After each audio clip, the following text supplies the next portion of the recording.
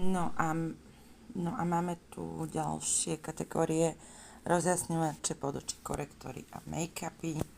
Začnem make-upmi, tých mám najviac, mám tu tento, konečne som trafila odtieň Maybelline Superstay 30 hodinový.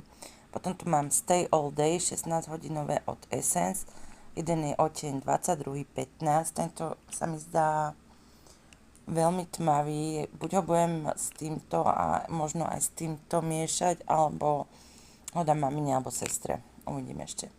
Potom tu mám tento, ten je úplne svetlý, ale tak ja som snehulienka, takže mne to je fajn. Je aj s SPF-kom. Potom tu mám tento Catrice, najnovší fluid, ktorý chcem v lete používať. Potom tu mám jeden, tento zmatňujúci Mary Kay. Tento Air Glow od Pharmacy a ešte tento jeden VFX Pro Pharmacy. Potom tu mám tento Troublemaker, NARS a tento aktuálne používam Cushion Makeup.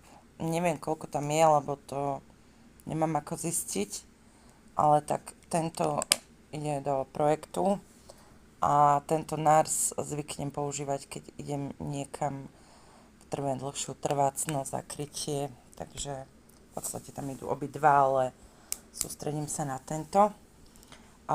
Tuto vidíte, že už domíňavam rozjasňovač pod očí, mám tu ďalšie dva, takže tento ide do projektu.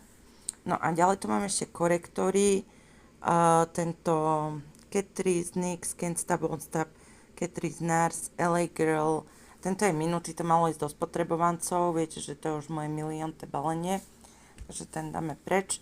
A mám tu ešte tento Evelyn, ale je tu, že do 2025 a neviem, či to je dátum výroby alebo spotreby, je to pod očné okolie, myslím.